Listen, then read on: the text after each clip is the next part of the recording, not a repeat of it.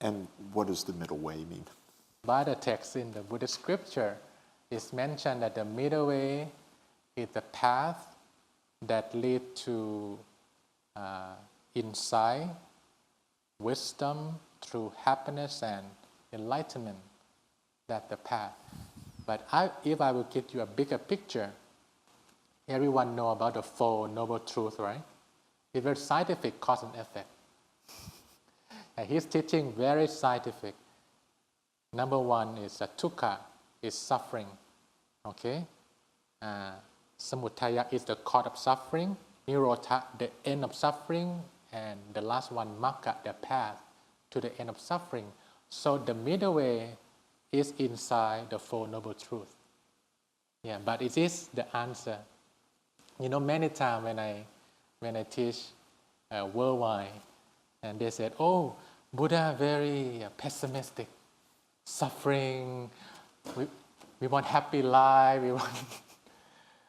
And I told them that Buddha never been pessimistic. He's not optimistic or pessimistic. He's just realistic.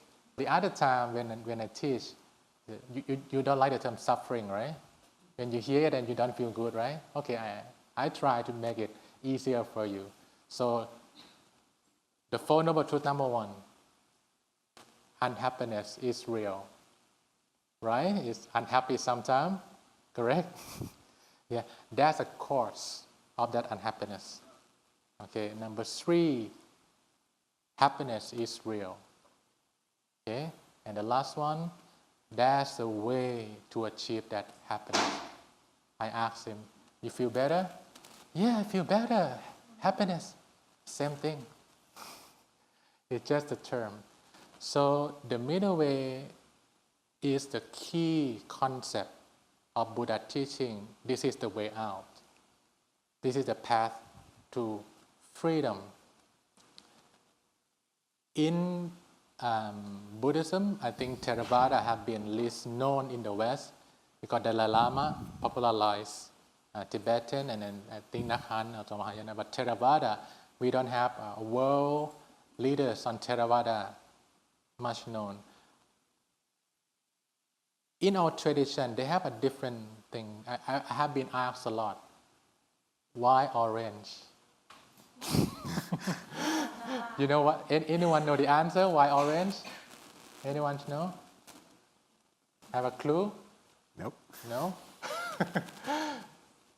In 2007, I have a very fun experience that the Theravada tradition really unknown in the West. I was in England on my mission, and I went to the supermarket with my supporter looking for something. Then a young boy come with his mom. Mom, orange man. That's my name for the young boy. And he want to run and come and play with me like the friend of Mickey Mouse. But this is orange man. He really don't know that I'm a monk, or he said, "Wow, it's so orange." Then in the same period, and that time I cannot speak English like this yet. I'm from Thailand. I need to study, so I go to the language school, and that's one old lady, come from the back, and she touched my robe. "Wow, very beautiful. This is the latest fashion from Milan, right?"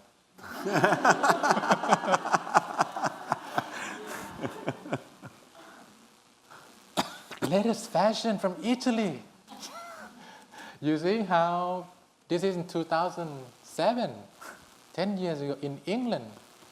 And I cannot explain very much. My English is not that strong. So I told her that, "Mom, sorry, it's not a fashion, it's my uniform." I tried to explain to her. She said, "Huh? Uniform. And it's not very modern, it's not new.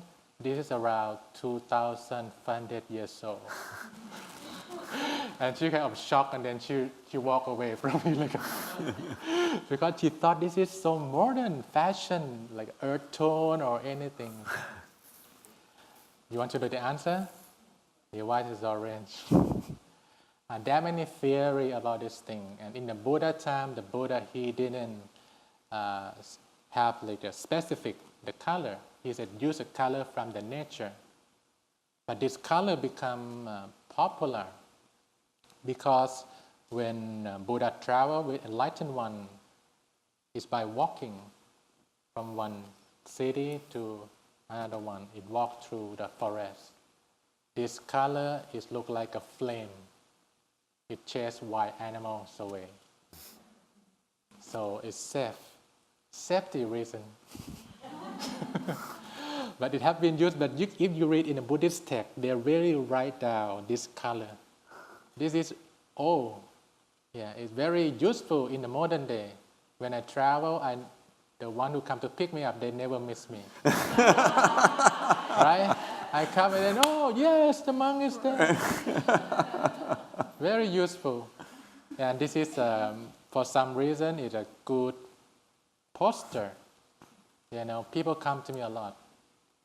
So I teach meditation, wisdom everywhere. In the airport, a lot. People come and then, oh, you Buddhist, ma? Yes.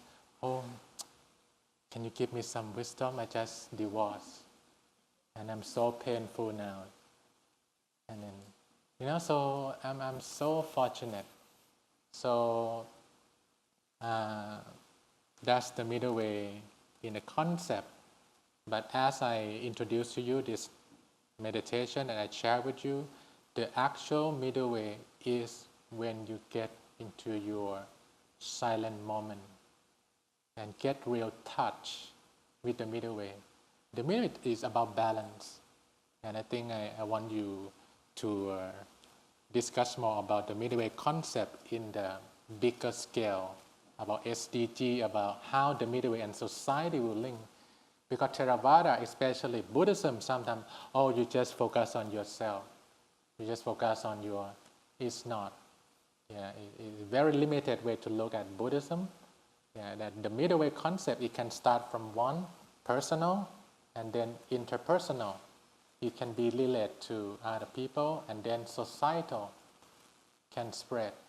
Especially in the modern day, we need that social media. We need that application. We need those things that will make children excited about it.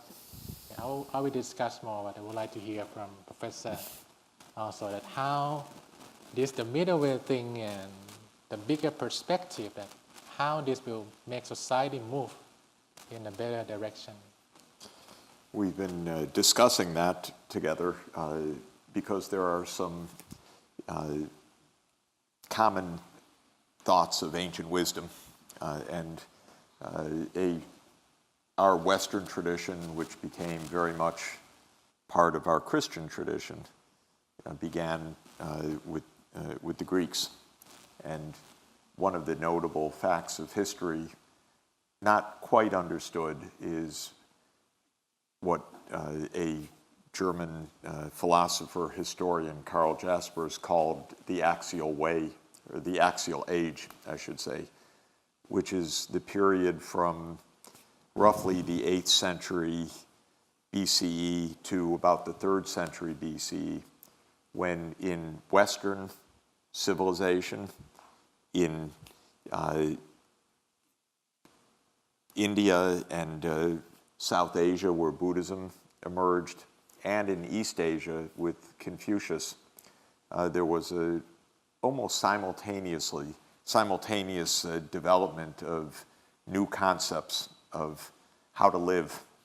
And that's what we're talking about, because with Buddha or with Plato and Aristotle or with Confucius, the questions were about the good life and the way to end suffering, or to achieve happiness, or to achieve nirvana, or to achieve, in Confucian thought, harmonious society. And one of the joys for me is some of the striking similarities that these great thinkers were able to discern by very powerful reflection and by a lot of wisdom and by a lot of interchange with other thinkers. And in the Greek era, I've told the venerable monk that my guy is Aristotle, a remarkable thinker. And we went a few weeks ago to his birthplace in Greece. Now it's an excavation archaeological site called Stagira, which is where he was born. And it was nice to walk on the hills where Aristotle played as a child and overlooked the sea in the Aegean. He came to Athens about 150 years after the Buddha's great enlightenment. And Aristotle was, of course, the student of Plato, the two of them being the most important thinkers of Western philosophy during all of this period of the last 2,300 years. And one of the things that is very notable about Buddha's teachings and thinking and Aristotle's teaching and thinking is that they both talked about, Aristotle called it the soul, but he meant what we would call the mind, and reason, emotion, and the way we have to cultivate our characters and our activities in a proper balance. And so it goes back very much inside. And it's interesting that Aristotle did not know where the mind was, and maybe we don't know, but we think it's in the brain. But Aristotle thought it was probably the heart was the seat of the mind, not in the metaphorical sense, but in a physical sense. But he was able to discern incredible wisdom about how the mind works, because he wrote a lot about psychology, and he wrote a lot about character. And the famous writing about character, which I think is one of the greatest books of the Western tradition ever, is called The Ethics, or Nicomachean Ethics. His son was Nicomachus, and it is probably a transcription by his students of his teachings, but it's by tradition a book to his son about how to live. And like the Buddha, he was asking the question, in the Western tradition, the question is, what is the path to happiness? And the term for happiness in ancient Greek is eudaimonia. And the question is, how do you achieve the ultimate good, the summum bonum, the ultimate good? And when you read the Nicomachean Ethics this evening, you'll see that he says, well, it can't be for wealth, that's not the ultimate good. Maybe wealth can help on something. It can't be for material things. It can't be for pleasure. The ultimate good must be for your happiness. And how do you achieve that? And one could say that his answer is the middle way also, with a tremendous number of common observations. But in the Western idea, but I think probably not so different from the Buddha's ideas and Buddhist traditions, Aristotle noted that we are vulnerable to all sorts of excesses personally in our psychology. Our soul, as he called it, the anime, has what he called appetite of spirit, or appetite of force for food, for water, for sex, for material things, for pleasure. And we have what he called the rational side, which is the contemplation, the thinking, and so on, and viewed in the Western, in Aristotle's thinking, that that the rational side needed to tame the emotional side and needed to keep it under control, not to deny pleasure, not to be an ascetic, but not to fall victim to a dissolute life or to letting an addiction to pleasures take over one's life. And so the whole Nicomachean ethics logic is to cultivate what he calls virtue, or it's translated that way. It's in ancient Greek, it's arete. And the idea is to cultivate virtues. And the path to happiness is through virtue. So the path to happiness is by cultivating virtues that avoid extremes. And Aristotle points out all the different extremes. And for every virtue, there's an extreme of insufficiency and there's an extreme of excess. And you try to find the virtue by moving between the insufficiency and the excess. So fortitude is a virtue. And fortitude means to be brave, to be persevering, but you shouldn't be timid. That's the excess of insufficiency, or that's the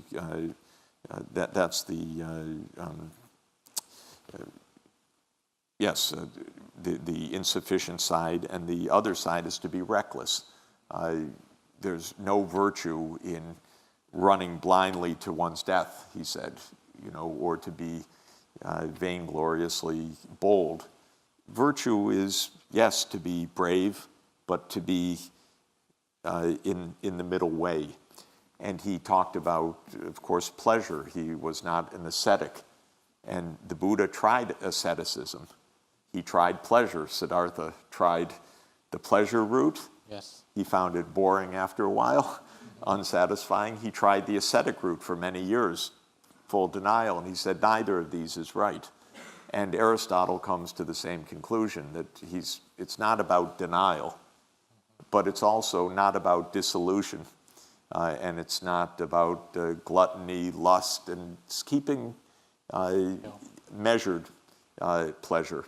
And so it's very interesting because Aristotle was not a denier of pleasure, but he said, keep it under control. So that is the virtue of temperance.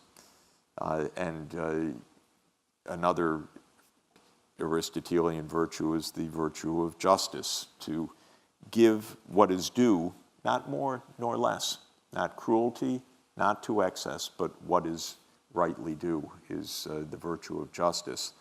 And the overall virtue of good behavior in Aristotle is called prudence or phronesis, and that is good judgment that you get in through experience and through good training, good mentorship, to be able to judge how to behave in any time. There's so many links with Buddhism. Yes. And also Aristotle taught about 3 layers of wisdom, not exactly the same, but 3 types of knowledge.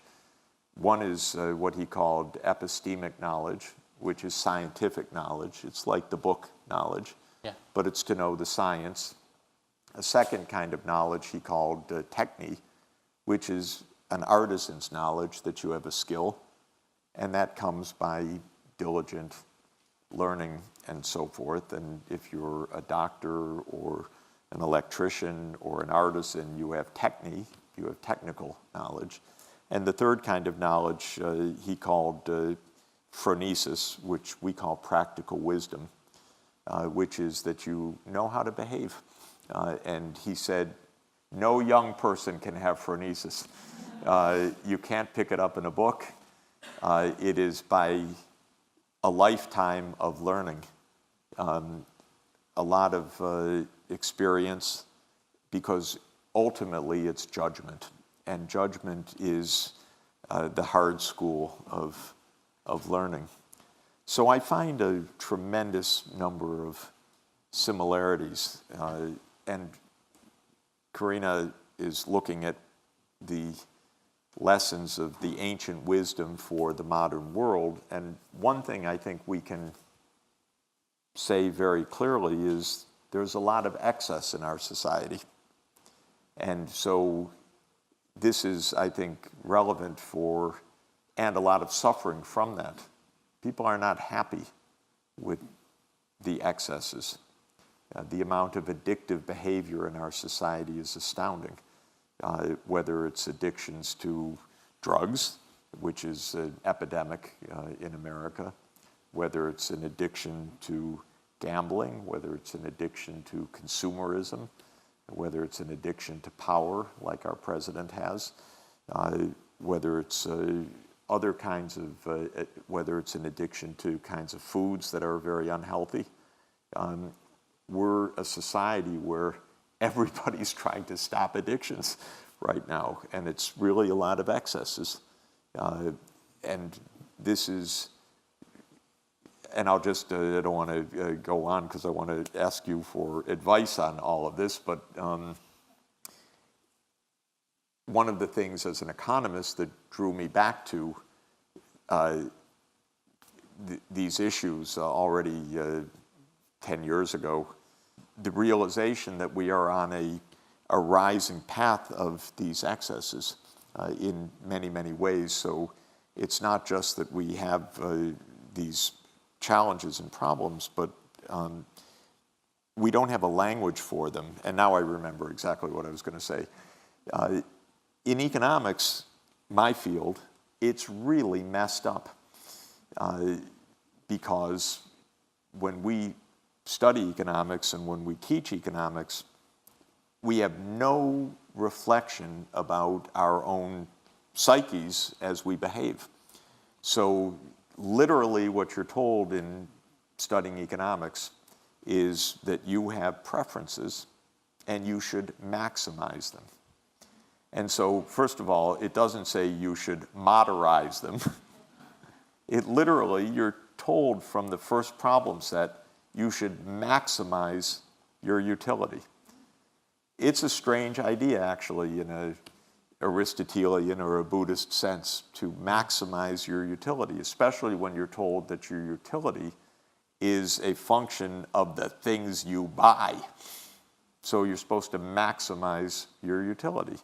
And we're told it's something about pleasure, something about the flow of goods that you get from your goods and services, and you should maximize that. And there's no warning sign when you study the utility function, caution. You might maximize the wrong thing. You might become addicted. Do not try this at home. And be careful. Before you commit, you have a lifetime ahead. There's nothing like this anywhere. It's not even mentioned. There's a budget constraint, there's a utility function, bingo, maximize. And then we think we understand so much about behavior. And in our society, when you start to think about how many people are struggling to undo what they do or are not happy with what they do,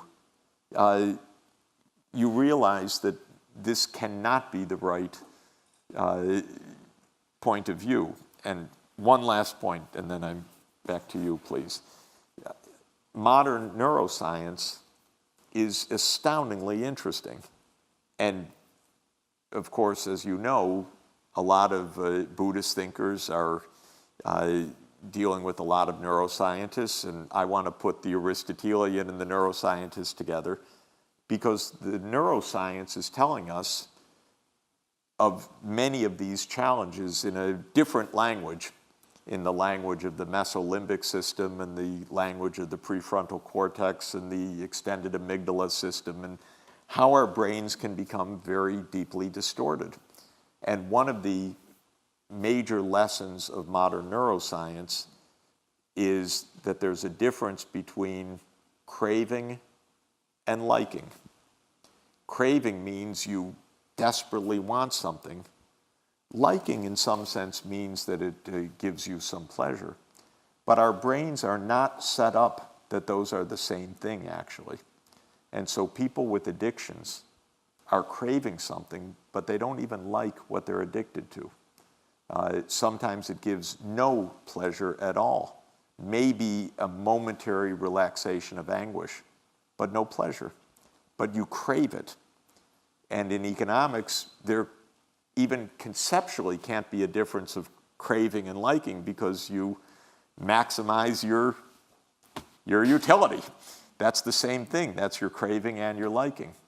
So maybe you could say something about modern society and craving, liking, attachment, and your reflections on this.